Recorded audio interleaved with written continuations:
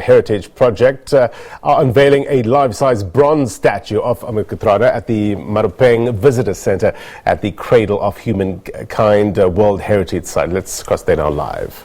Lotteries Commission, Ms. Charlotte Mampani, and I should say about Charlotte and the professor, if he's here, they were the first to believe in this project many years ago. We went to them with just an idea, a concept, and they believed in it, they saw the vision, and they were the first to put funds into this. And so it's quite poetic that the last three statues of Winnie Madikizela Mandela, Dr. Martin Luther King, and today Ahmed Kathrada come from that source, from lottery funding source. And those three are part of dozens that have been funded by the lottery, and we really do thank you all at the lottery for your vision and for your support. I'd also like to welcome the Executive Director of the Ahmed Kathrada Foundation, Mr. Nishan Bolton, and members of the board. Thank you for all the work you do in social cohesion, non-racism, the stunning work you do throughout the country on a consistent basis in Ahmed Kathrada's name. We have amongst us some very special guests and stalwarts who knew Ahmed Kathrada very well. Please welcome Ms. Frini Jinwala. You can applaud. Ms. Sophie Williams de Brain and Mr. Andrew Mlangeni. I'd also like to welcome the chair of the board of Maropeng Visitor Centre, Ms. Dawn Robertson, and the members of the board.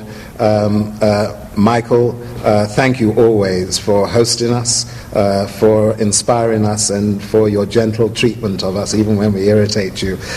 You really are an inspiration to all of us.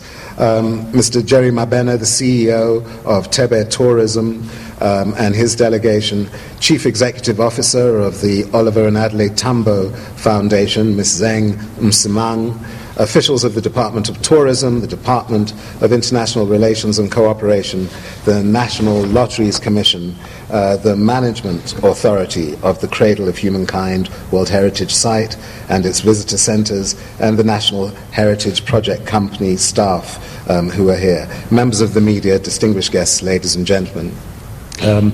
As I said, welcome to this occasion, the unveiling of the statue of our esteemed leader, Ahmed Kathrada. Each time we unveil or put in a new icon into the Long March to Freedom, it marks the end of a first phase for us. And that phase consists of deep research, both historical, photographic, and anecdotal, as well as the choosing and consulting with the artist and the foundry, the choosing of the pose, that person, they're all walking of course, but the particular pose that person is taking to try and reflect the humanity and personality of the person depicted. And in the second phase, our effort to engage with the public, visitors, tourists, about the life and legacy of freedom fighters such as Kathrada. In other words, the unveiling that we're going to participate in today. And the first phase, ladies and gentlemen, is about taking him from the pages of history in which he walked, the history of South Africa, and placing him appropriately into the heritage of South Africa. Vital to the integrity of representative bronze sculptures such as these is that those who knew him, his family, were married to him, or those who through his foundation are the guardians of his legacy give their approval. So we're a little nervous now. We hope that when he is unveiled, he will receive your happy approval. We strive to honor giants such as Ahmed Kathrada because he represents the best of us and the best in us. We cannot totally reincarnate him because he was more than his physical form. But we try, by exacting standards of excellence from the artists. You must ask them, how many times Sarah has berated them and said, chop off that head and start again. Even actually on this statue, it went through many improvements, and all involved represent him to the best of our ability and immortalize him in public memory and in the hearts and minds of our nation. It is often a particular pleasure for me when commissioning sculptures of the generation who delivered liberty to South Africa, because I knew many of them personally as struggle aunts and uncles, as is attested to by our three stalwarts here, as brothers and sisters, and admired and loved them whilst they lived, and have dedicated with my team the last 7 to 8 years to creating an afterlife and immortality in bronze for them once they have physically departed to join the legions of ancestors who sacrificed and whose sacred mission they strove to complete. We as the National Heritage Project Company have had no easy walk ourselves in our quest to create South Africa's and the world's most unique, audacious, unapologetic, aesthetically pleasing and yet meaningful and noble liberation heritage tourism monument of the post-apartheid era. Our target market is first and foremost domestic tourists, so that our people will know the richness of their history and how the beautiful men and women who sacrificed over 3.5 centuries of struggle delivered them to the promised land of liberty. Today, we have only 100 in the Pantheon, which will one day, with governments, NGO and private sector help, stand at 400 plus, and stand as humanity's greatest monument to the struggle for human rights and to human rights activists in South Africa, Africa, and the wider world. For a nation that has recently emerged from the darkness of colonialism and apartheid, it is vital that our heritage packs a punch, that it is bold, fearless, unconventional, and as spirited as the people and movements it seeks to depict. For our national cultural economy and heritage tourism sector, it is essential that foreign visitors and tourists who seek an understanding of us, our journey to liberation and nationhood, leave our shores fulfilled and enriched by their experiences of our culture and heritage for decades, if not centuries to come. At 100, we still stand today as the world's biggest display of bronzes of Africans anywhere in the world and of human rights activists. But we are, ladies and gentlemen, at a crossroads as the National Heritage Project Company. In recent years, we have struggled to progress this monument, and government funding has tended to dry up. We hope it will resume soon in a full and forceful way. So whilst we celebrate the creation of what is already, as I said, the largest exhibition of representative bronze sculptures and human rights activists, our joy is tempered by the frightening prospect that unless we receive funding on a reliable and sustained level from government and other stakeholders, it might all be for naught. And within a few months of this day, all of these statues, this memory, this economic, all-inspiring potential will be locked up in a dark warehouse, and we will not only have shamed the greatest icons our nation has produced over 3.5 centuries, but we would also have shamed ourselves. Alternatively, we as a nation can do what is right, correct, and appropriate for a liberated, proud people to do. Led by men and women of vision, we can, as the post-apartheid generation, invest in our liberation heritage and honor the fact that our forebears built the greatest international solidarity movement in human history, survived a racial holocaust, and emerged with a democracy to tell the world of our glorious yet long march to freedom. Yesterday, you might have seen on the news, marked the 130th anniversary of the construction of the Eiffel Tower, and the people of Paris and France rightly celebrated that stupendous landmark. At the time of its construction, people were outraged by its cost.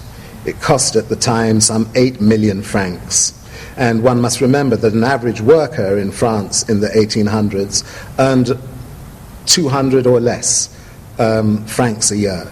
The Eiffel Tower cost 8 million. It was also demonstrated against by the middle classes of France, who feared that it would ruin the Parisian skyline. And according to a recent study by the Italian Chamber of Commerce, its current value, having cost 8 million francs, is 430 billion euros to replace. But the billions it cost, and the billions and millions of francs that it cost, has earned over the years for the people of France, through tourism, the civic and national pride, many, many rewards. And at 100 statues, we ourselves are a quarter of the way to our stated goal of 400 statues. The question is, should we stop at 100? Is that what we're facing? Imagine, ladies and gentlemen, if for lack of will or vision, the French, in order to save money, had built the Eiffel Tower a quarter of its size. It would not today be the spectacular tourism attraction that it is.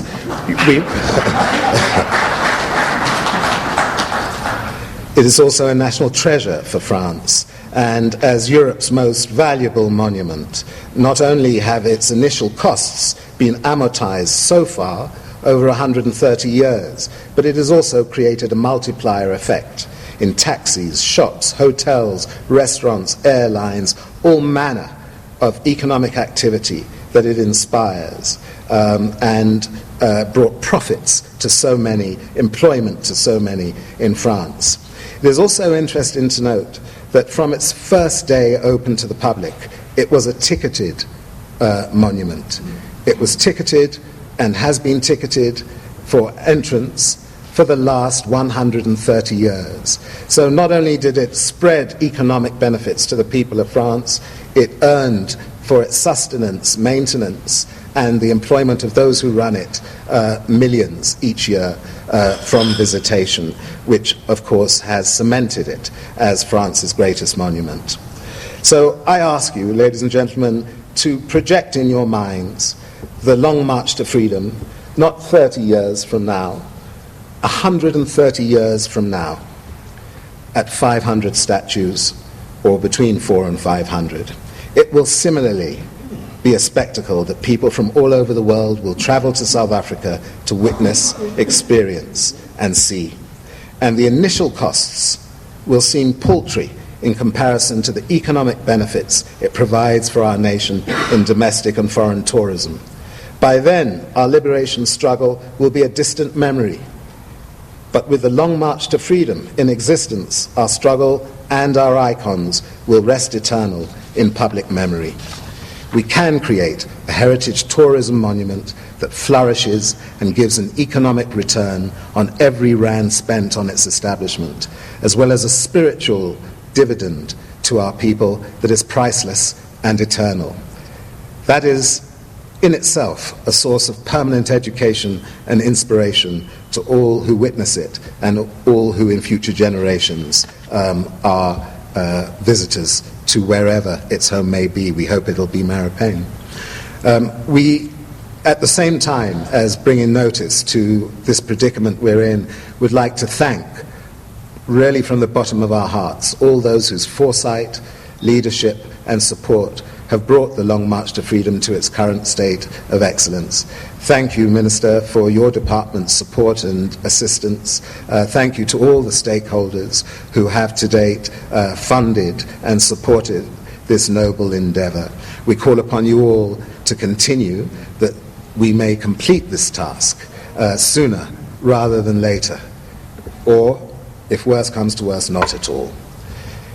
We refer to those who occupy this pantheon as legion, because there are many now, but there are also many who should and must join Ahmed Kathrada in this pantheon as soon as possible. They sacrificed everything they had for us and the generations of free South Africans to come. We can remember them and their noble endeavours, and by so doing build national pride, social transformation and cohesion, and be an essential and profitable part of the core of South Africa's heritage tourism, economy and landscape for many years, decades and centuries to come. As heritage practitioners and entrepreneurs, our road ahead, we know, will not be smooth and free of obstacles, but we are, with our political, business and civil society partners, determined and united, and we can turn this seldom used trail of liberation heritage tourism into a somewhat beaten path that Ahmed Kathrada, our people, and mankind will applaud us for, and hopefully whisper to us, thanks for the memory. Thank you.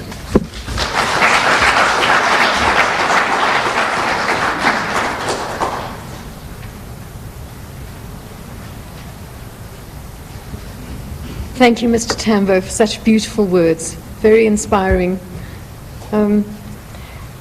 We wouldn't have been able to put this function together without the very kind and enthusiastic support of the Ahmed Kathrada Foundation. I'd like you to welcome Mr. Nishan Bolton, who is the Chief Director and Trustee of the Board for the Ahmed Kathrada Foundation. Mr. Bolton.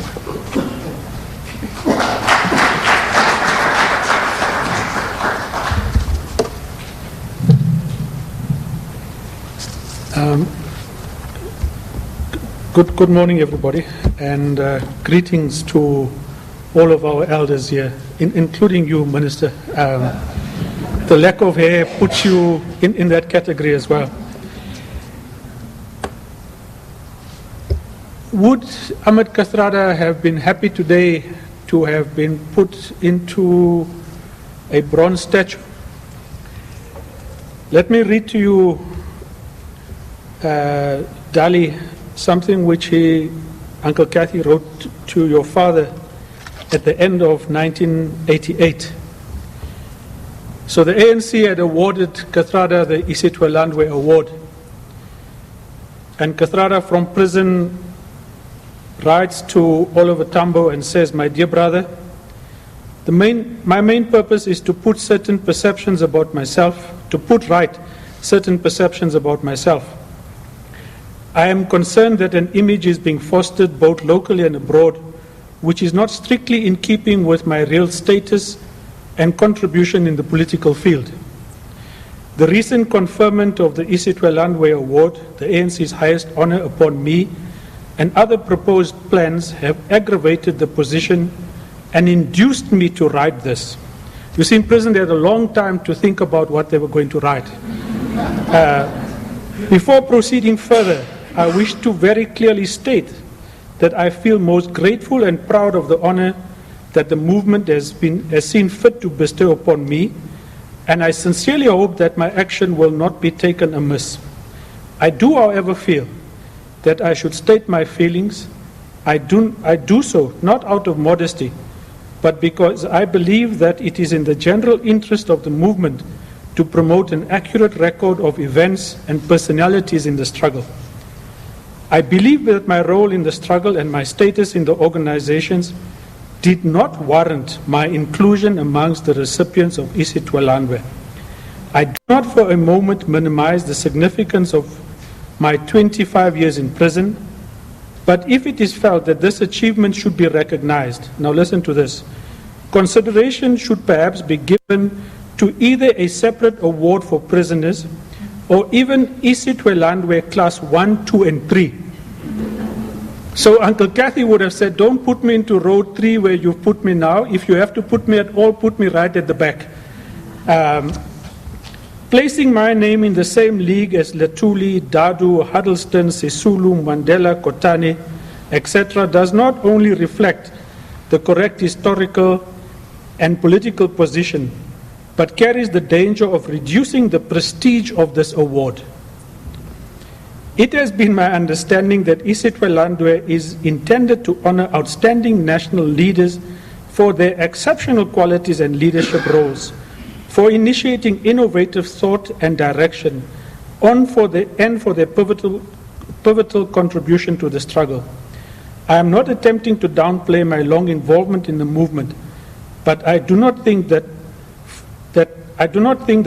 this fact alone qualifies me for elevation to the first team. And he goes on to complain about this. but concludes by saying that the lack of work around somebody like Walter Sisulu was perhaps more worthy of attention than focusing on him. Now, we would not have agreed with him, but this is how he would have responded to you here today. He would have protested hugely. But with the statue being fait accompli, he would have said, well, does this look like me? And so we will deal with that later. So on behalf of the foundation, just thank you for this huge honor of recognizing him and those with whom he had struggled and spent time with. Comrade Mlangeni here today, in October this year, would mark 30 years of their release on October the 15th. And we are so happy that you are here today.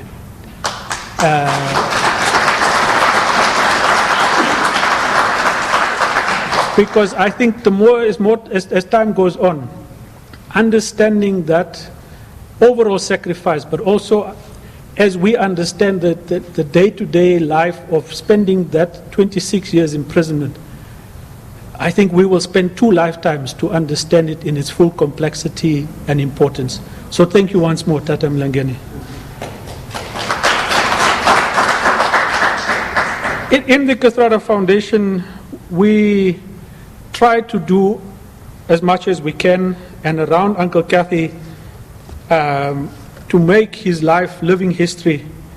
His gravesite is a site of memory today, but over time, people whom he had been in struggle with and who don't have a resting place either because they were cremated and so forth, their names will be placed around his gravesite over years to come. And we started off with a memory stone for Lalu Chiba at his gravesite. Very much the same work that you're trying to do here. We are also hoping that as we mark Kathrada's 90th birthday in August, on August 21st, we would be hopefully able to announce the opening of a permanent exhibition on his life at Constitutional Hill.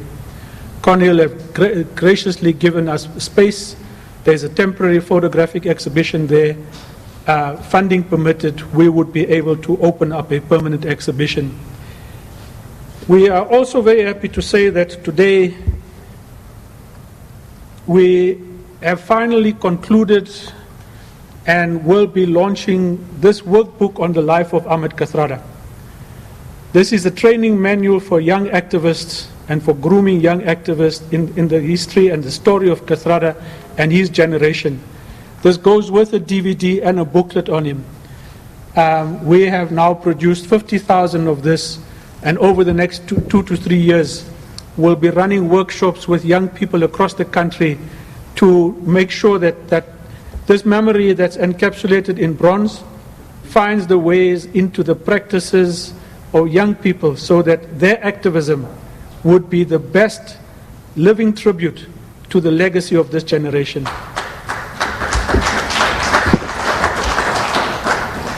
And I think once more, before Derek says he's got nothing to say as chair of the board, we just sincerely thank you so much for this honor. It's just huge. Thanks.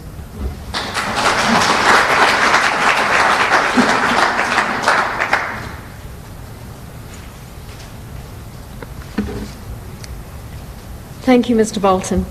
On behalf of the National Heritage Project and the Long March to Freedom, we feel incredibly privileged to have listened to you today and to know that you've joined with us and that we have your support. Thank you. As Mr. Tamba mentioned, our funders are very important, and while this particular bronze has been funded by the National Lotteries Commission, one of our leading funders and greatest supporters has been the Department of Tourism and all of the officials there. Please would you welcome Minister Derek Hanekom, who is Minister of Tourism and Chair of the Board of the Ahmed Kathrada Foundation. Minister Hanekom.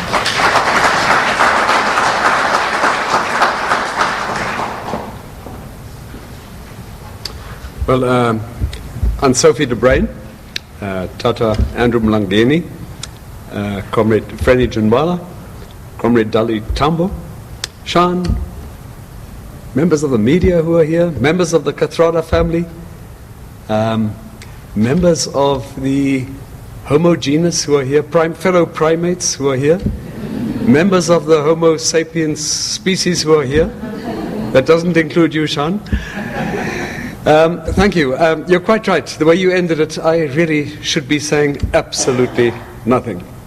After Dali Tambo, I thought, he said it all. Don't destroy a good speech. And then you came and you said everything that I wanted to say. Thank heavens I don't have a written speech, because really that would have just had to have been shelved and thrown away. But it is a great honor. It's a great occasion, actually. It's a fantastic occasion. So in not having prepared myself with exactly what I was going to say, but I've got to say one thing, that in about 10 days from now, a new cabinet will be announced. In the most unlikely event that I am included in that cabinet, Dali, you'll be my speechwriter for sure. Absolutely. We'll have that discussion later.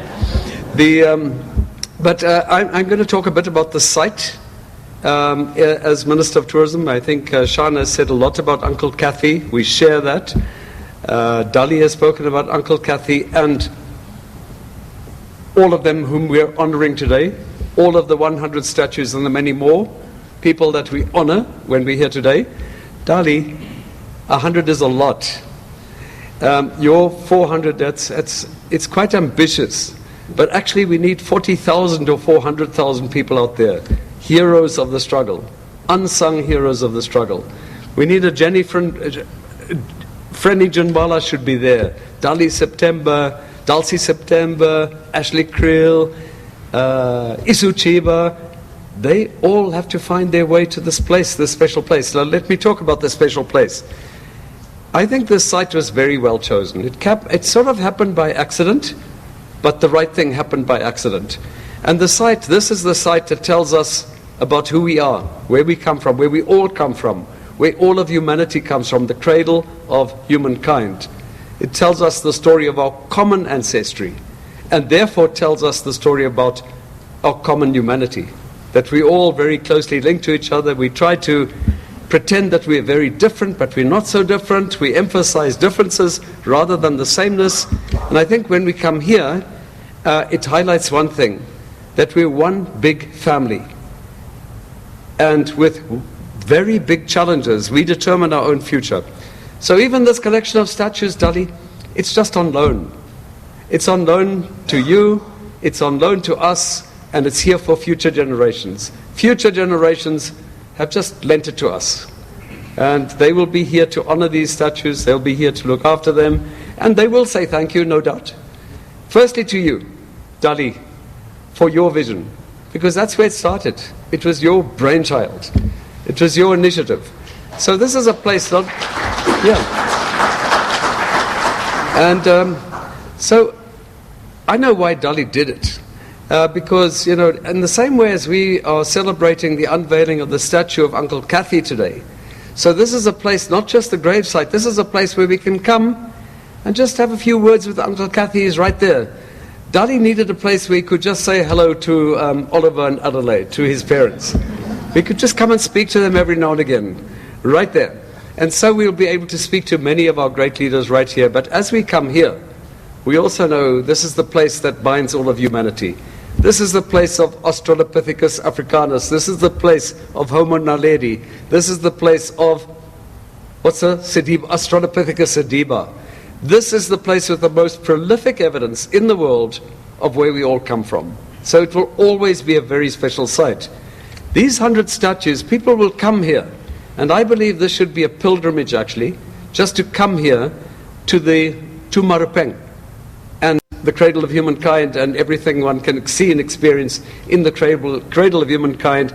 It should be a pilgrimage, something that everybody wants to do once, sometime in their lifetime. As Muslims want to go to Mecca sometime in their lifetime, the whole of humanity should want to come here to say, well, I need to find out more about where I come from originally. So the statues are in the right place. People will come here to see the statues. While they are here, Michael, while they are here seeing the statues, they'll do a short left and they'll come to Maropeng. People will come to Maropeng. While they're here, they'll see the statues. And the one will tell us about our early beginnings, and the other one will tell us about 350 years of a march to freedom. It will tell us the story, the many contributions of many people that brought us to where we are today. This site is going to be, if we were to come back here in 50 years from now, it'll be one of the most important historical and tourism sites in the world. I believe that. But we've got to make it. So it's not just about adding statues. It's about presenting them creatively so that they really tell the story of where we, in the same way as Maropeng has to tell the story. Some people will go into the Sterkfontein cave. Lastly, I just want to say that not only is South Africa the country which celebrates where we all come from this African continent, it's also, something which we launched just a few weeks ago, the origins of human culture. And what are these statues if nothing but artistic expression?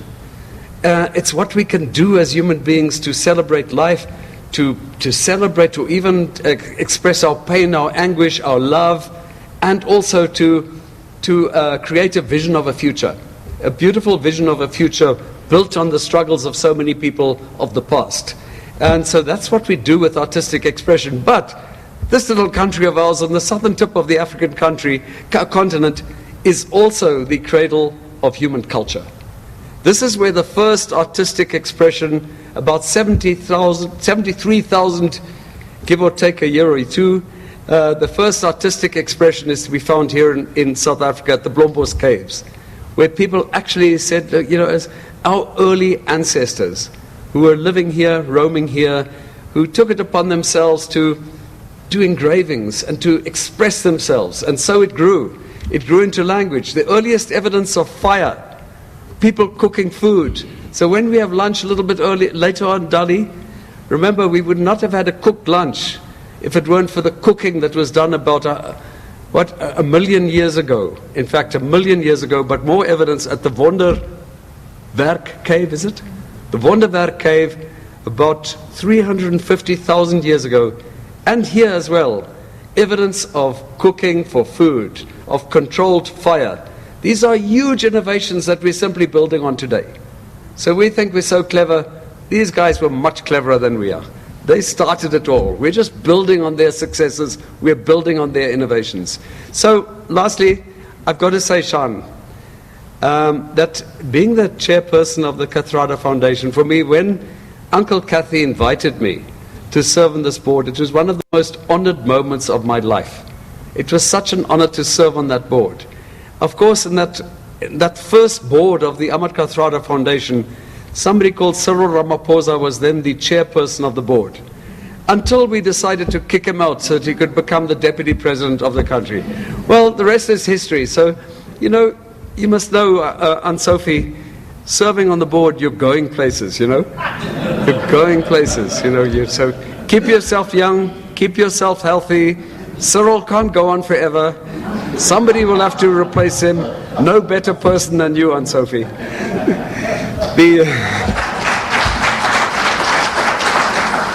So I think, lastly, really, it's not just about, celebrating the life and the contributions of these great people. It's about us committing ourselves to walk in their footsteps, to take this long journey to freedom beyond, further, to real freedom for everyone, real improved quality of life for everyone. I think we have been given that mandate powerfully. We dare not disappoint. We've got to honor these people who brought us to where we are today. Thank you.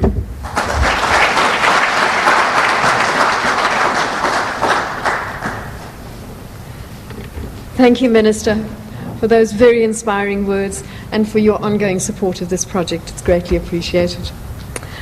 And Michael has Mr. Michael Worsnip, who is MD at Maropeng, has the unenviable task of following these three wonderful speakers to make the vote of thanks. Michael.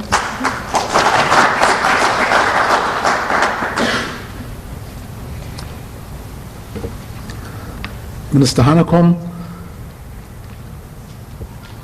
our elders and mentors, esteemed guests, if the universe could be said to have a sense of irony, then this spot where we all are today must be the greatest example of that irony. This is a country that we have, in which we've had centuries of racial oppression.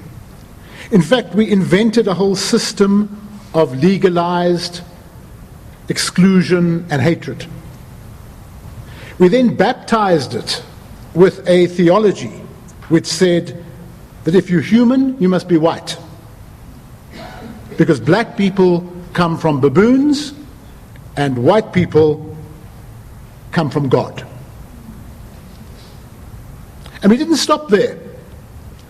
Our entire economic system was developed on the basis of white people being the masters and black people being the slaves. White people having access to an entire smorgasbord of education, while black people were to be educated only to the level of their usefulness for certain forms of labor. We ensured that only white people would benefit from access to health care. Only white people would live in decent houses with running water in leafy suburbs with their safety and security secure. Because why? Because only white people were considered to be human. And a lot of what was articulated and put into practice during the apartheid years of South Africa stood on the shoulders of what had been brought to the continent by colonialism. And the ravages of both apartheid and colonialism remain with us to this very day. But it is here, and if I may simply emphasize the message that the minister has given us, in this place that we find another message. Because this place and the message that it brings does not belong to Gauteng. It does not belong to South Africa. It does not even belong to Africa. The message which we read in the bones of our distant ancestors is given in the clearest possible, uncontradictable scientific terms. It isn't based on emotion or wishes or sentimentality or romantic ideas. It is based in rock-solid science. And it is this: we are one species, no matter where you come from, no matter what your skin color or your eye color or the shape of your nose or the texture of your hair, even of who you vote for. No matter what other irrelevant physiological or cultural or religious differences you may care to point to, this is the truth. We are one species. We have journeyed a multifaceted, complex, but single journey to get to where we are today. We are one. Wherever we may be and whoever we may be, we share a single genetic bond. The Cradle of Humankind is a World Heritage Site. It belongs to the whole wide world, and it speaks to what Africa has given the world. In the words of Professor Philip Tobias, what has Africa given the world? People often ask in a kind of sneering kind of way, as if they already know the answer. Nothing. But Africa has given the world humanity, and that is no small thing. And secondly, Africa has given the world its first human culture, and that is no small thing. So we celebrate the human journey here at Maropeng, the official visitor centre to the Cradle of Humankind World Heritage Site. And part of that journey is the unique journey that we have made as a people. And Ahmed Kathrada, his extraordinary and unique contribution to our struggle is both testimony to the incredible sacrifices that many of our people made in that struggle, but also to the wonderful diversity of the combatants and leaders in our struggle. The Long March to Freedom procession is a testimony to that wonderful diversity, to the leaders whom we celebrate and remember. It is an honor and a privilege to welcome Uncle Kathy to take his rightful place amongst the heroes and heroines of our struggle for freedom and democracy. These, whom we acknowledge and remember in this procession, were extraordinary people, not only from South Africa, but people the world over who stood for freedom and democracy in our land. This procession tells us all that we can do better, we can do more, we can and will overcome the darkness. And so I say to you all, wherever you come from, welcome home. Thank you very much.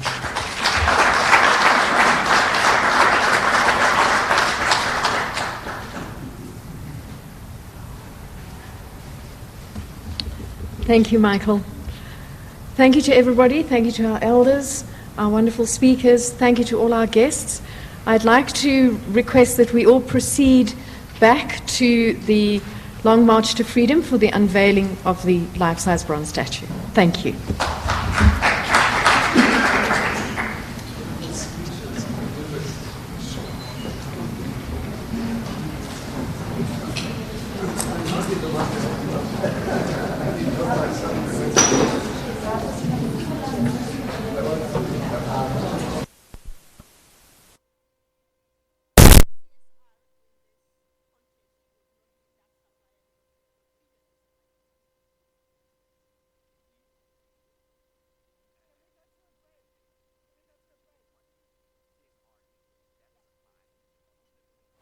All right, we're going to be following proceedings there. We're going to go for a quick break.